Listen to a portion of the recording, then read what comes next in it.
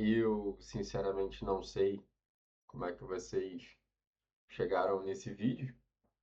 Como é que vocês chegam nesse vídeo, que eu quero dizer.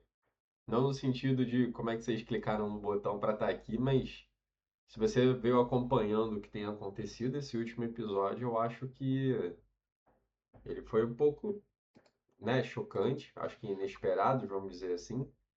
Quando a gente está numa aventura, né, quando a gente quer contar uma história legal, e assim como foi o começo de uma história de amizade ali muito legal entre o Henry e o Corellon, que inclusive, né, e acho que essa é uma das grandes graças aí do RPG solo, né, pelo menos assim, uma das coisas que ele propõe, se você seguir ali legal, né, a ideia de jogar solo, é a imprevisibilidade.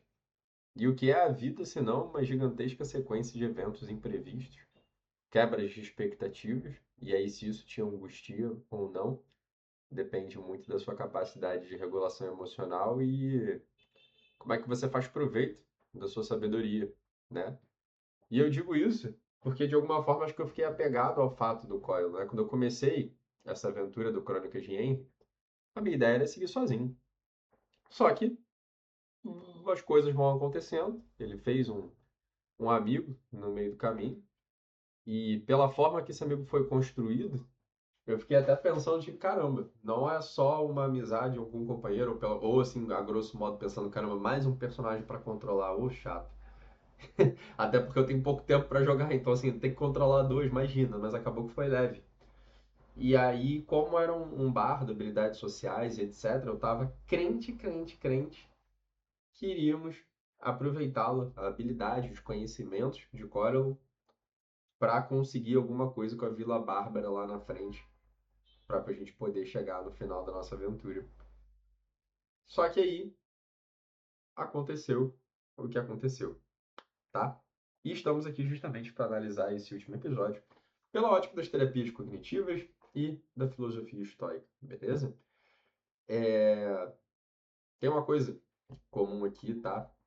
Falar sobre luto, sobre perda, é um assunto muito difícil para muita gente. A nossa cultura, eu estou no Brasil, não sei você, mas a tendência da nossa cultura é ver a morte como algo muito ruim. Não só a morte, mas como toda separação, toda perda. Principalmente quando se relaciona a alguém que você gosta, ou gostava, ou tinha alguma conexão emocional. Ou se for assim, sanguíneo, né? Tipo assim, é da família de sangue. Mesmo que você não ligue tanto, ainda assim a notícia de uma separação ou de uma morte, ela pode provocar uma reação. E eu queria, no lugar de profissional de saúde mental, primeiramente informar que luto é algo extremamente saudável, tá? Eu tô dizendo isso porque eu já ouvi muito na clínica e escuto das pessoas sobre como essa dor ela pode se tornar insuportável e as pessoas, assim, é que eu já ia começar pelo final, né? Tipo, entre aspas, né? Como resolver. A gente não resolve, a gente aprende a conviver. Nenhuma. Obviamente que existem dores que podem chegar no nível de serem intoleráveis, mas quando a gente fala sobre algo mental e que pertence à nossa natureza humana, que é viver um luto, viver uma perda, lutar contra essa dor pode fazer com que ela fique cada vez maior. E eu acho que não cabe nesse vídeo a gente destrinchar mais sobre o assunto, porque não sei como é que é a tua experiência com luto, se você já passou, se você está passando por isso. Mas cada um vai ter uma reação muito diferente. E cada um é cada um. Eu só aproveitaria para dizer que tudo o que a natureza traz para a gente, e aí pensando na natureza, né, da nossa própria mente, como medo, ansiedade, luto, qualquer coisa que no primeiro momento a gente tenha tendência a dizer que é negativo, cuidado. Porque se é natural para nós seres humanos, o que passa a ser de fato, de verdade, ruim ou negativo, é se nós pegarmos essa informação e aumentar. Tem uma frase do Sêneca que eu não lembro exatamente como é que foi que ele escreveu, mas ele fala essa questão de não só antecipar o sofrimento, que é o caso da ansiedade, né? E a gente acaba remoendo aquilo ali. Na, na TCC a gente chama isso de distorção cognitiva, né? Uma capacidade que a gente tem, um pensamento automático de catastrofização. A gente pega alguma coisa e vai piorando ele, algo que ainda não aconteceu. Agora, como já aconteceu, que é uma luta, é um luto, a gente vai falar de uma tendência mais voltada à depressão, né? Que geralmente é a perda, o sentimento de culpa, enfim, e é o que a gente vai ver agora, tá? Porque pela ótica da TCC, o que a gente vai ver aqui, cadê minhas anotações? É o processamento de luta e culpa. O que que aconteceu, tá? Para você que caiu aqui de paraquedas. O Henry tentou salvar um amigo, e aí, voltando ao fato de que estamos falando de um jogo, ele tentou usar o foco druídico ali, né? Que é a concentração de magia dele, e ele usou tudo o que ele podia. Ele botou toda a energia dele, os recursos dele, o conhecimento dele, e mesmo sendo quem ele falhou. Porque tem coisas na vida que não estão ao nosso controle totalmente, principalmente quando a gente está falando de outras pessoas, ou uma intervenção em alguma regra da natureza. Mas essa vou deixar para a parte da filosofia, vamos voltar para a psicologia clínica, tá? Não houve nenhum traço ali naquela cena até então em que mostrou a culpabilização do Henry como sendo responsável. Eu pensei nisso porque, assim, eles estavam juntos, né? E o Coral não tinha tido sucesso anterior ali em um cenário de possível ameaça à segurança física, né? Ali ia ter um combate, mas ele resolveu com diálogo. Só que a parada foi que nessa outra situação ele já chegou tentando no diálogo, como se essa vontade dele de resolver, já que ele se deu bem daquela forma para evitar um outro combate, para mostrar habilidade, ele foi lá e foi tentar conversar, só que ele não parou para analisar a situação. E a situação, trazendo para o mundo da fantasia, qualquer semelhança com a realidade é mera coincidência, era um orc, né? E eu não estou dizendo também que um orc vai existir, mas a gente pode estar falando de pessoas que têm uma forma de agir extremamente agressiva e pouco inteligente, e já tem essa tendência de já querer vir para a briga independente do que está acontecendo. E o Korok seria exatamente o oposto do orc, que ele não é uma pessoa, ele não é uma figura agressiva, e sim alguém até, vamos dizer, muito mais puxado para o intelectual do que para o físico, como forma de resolver problemas. E não que um seja melhor do que o outro, mas como o orc já estava partindo para cima, já estava com o intuito de agredir, o parar para conversar de forma ali em defesa pode ser um problema. É como se você tivesse na rua e alguém já está vindo para cima de você com tudo, sabe que vai te bater e você quer conversar delicadamente com aquela pessoa. Se ela tá cega do que está acontecendo, se for um sequestro emocional, alguma coisa assim, não vai rolar. E aí você vai ter um problema. Então, às vezes, é o que dizem, né? Tipo assim, é preferível você ser um guerreiro no jardim do que um jardineiro na guerra. Tá? Não quer dizer, né, que todo mundo tem que estar se preparando para a guerra o tempo inteiro, porque senão isso vai ser um estresse e aí vai ser mais ainda uma ansiedade. Eu, particularmente, tenho as minhas ressalvas com aquela famosa frase do se você quer paz, prepare-se para a guerra, mas isso pode ser um assunto para depois, né? Não sou totalmente descrente, mas eu também não acho que seja realmente por aí que é o caminho. Tem um meio do caminho aí, beleza?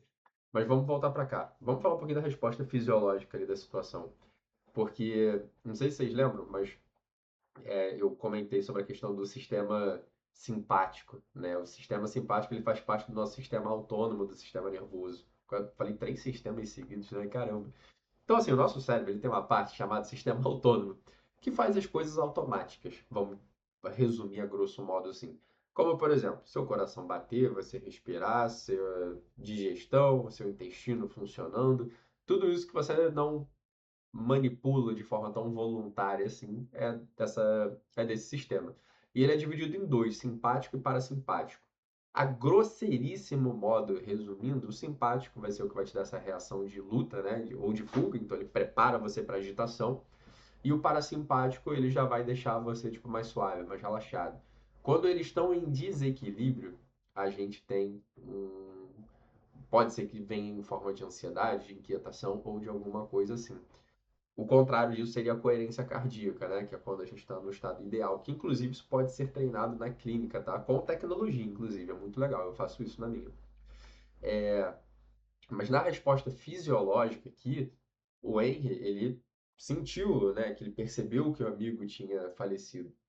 E aí na terapia cognitiva a gente explica que pode, vamos chamar de trauma, né, para essa situação do Henry, de ver um amigo cair gera uma resposta chamada autonômica, tá?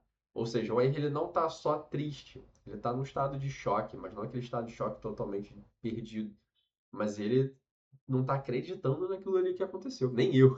Eu fui jogando, e por mais que eu esteja aqui no controle da situação, e é um jogo totalmente interpretativo, eu quis trazer o máximo possível de aleatoriedade, deixar ali nas mãos do dado, né? Os históricos diriam deixar na mão da fortuna, né? Tipo, deixa que as coisas sejam como elas são.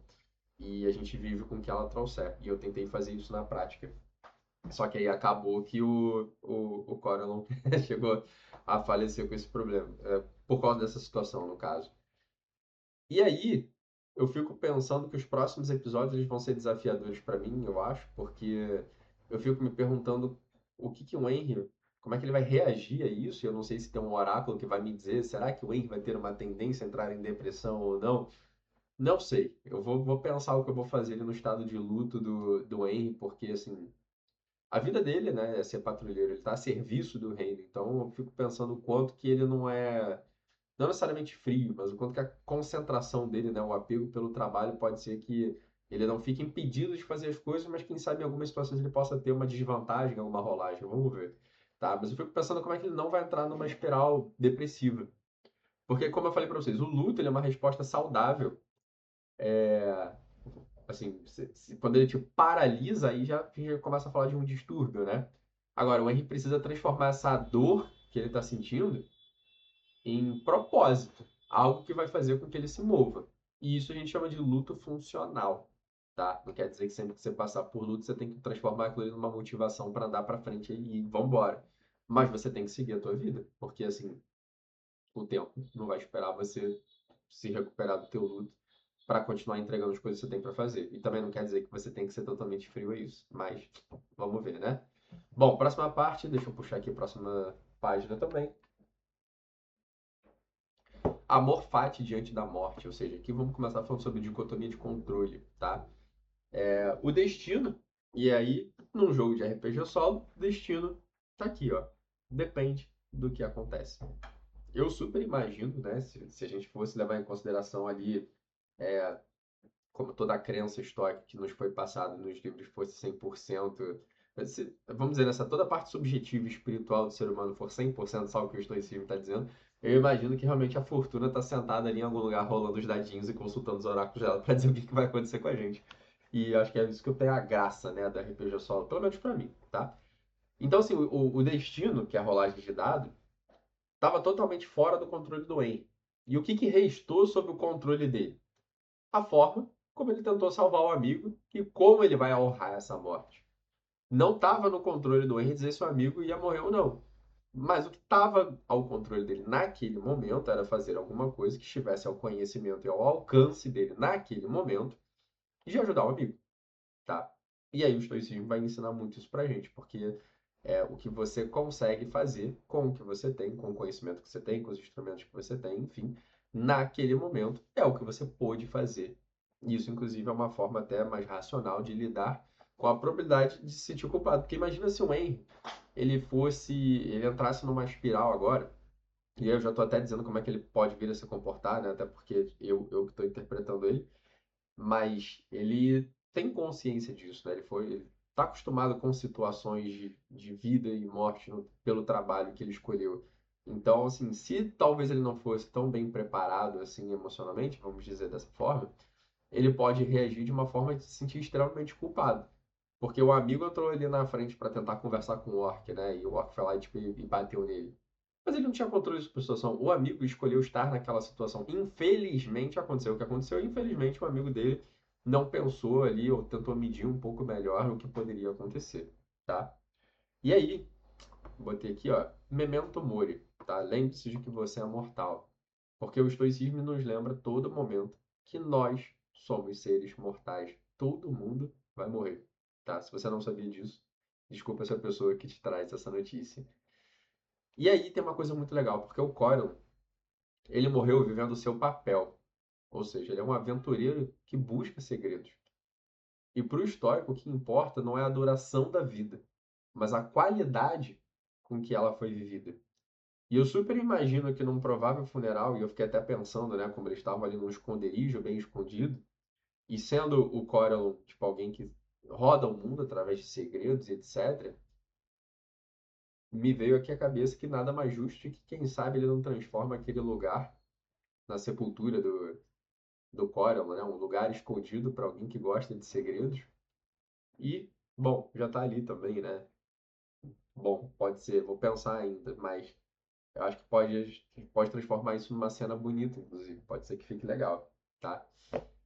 E, bom, quando eu digo que ele morreu, é, morreu vivendo o seu papel, ele estava em busca dos segredos, aquela curiosidade que movia ele pelo mundo, de conhecer pessoas e etc., estava sendo vivida ali. Então, desde que nós nos encontramos lá no trecho 2, 3, 4, então, assim, há 3 trechos juntos, o Corellon sempre foi quem ele é. Uma pessoa, tipo, em busca dos segredos, do que estava acontecendo, e se predispôs a fazer o bem, ajudando, né, o Henry com os seus devidos conhecimentos a seguir adiante, até porque, né, vamos lembrar ali que no vídeo anterior, no trecho 4, foi o Corellon também que resolveu a situação de uma forma que não se tornasse um combate. Porque imagina, se aquela situação ali do sacerdote que o Corellon resolveu conversando, se aquilo tivesse sido resolvido numa briga, em alguma coisa, imagina se no caso foi o Henry que tivesse falecido. Então, assim, a história já teria acabado. Vamos ver, tá? E aí, por último, a virtude da adversidade. Porque o Henry não vai se desesperar inutilmente. Ele até pode rastejar, ele vai sentir o peso da perda, né? Mas aí a virtude estoica que ele carrega exige que ele se levante e siga. O luto estoico, ele não é, como é que eu posso dizer, a ausência de dor. É a capacidade de continuar a jornada carregando essa dor, trazendo um significado para aquela dor, tá? E aí eu fiquei até pensando aqui, isso é até uma pergunta que eu trago para você agora. Porque na vida real, muitas vezes a gente tenta curar as situações, como ele tentou curar o amigo dele, e que estão além da nossa capacidade. E aí eu te pergunto, como aceitar a nossa limitação sem perder a nossa humanidade? Se você quer um conselho, eu diria que aprender a conviver com as cicatrizes das nossas perdas é o que nos torna mais resilientes. Não é escondê-las, mas é aprender a conviver com elas. O Henry agora vai começar um capítulo novo. Não mais como a pessoa que iniciou aquela jornada, porque muita coisa já aconteceu no meio. Então ele até conheceu uma pessoa, ela chegou a falecer. E aí, vamos ver, porque a missão não acabou. Mas eu acredito que o peso que o Henry carrega aumentou muito. E até porque ele vai começar a caminhar sozinho. E o fantasma do Coron, que seria a memória dele, pode ser o que vai guiar os próximos passos, tá? E aí, só para fechar, né? Como é que você também, né? Agora não trazendo uma reflexão pessoal, mas sobre o jogo, como é que você acha que essa perda vai mudar a personalidade do Wayne? Será que ele vai se tornar mais frio, mais protetor, ou como isso vai gerar um impacto na vida dele? Bom, vamos ver os próximos episódios e até a próxima. Valeu!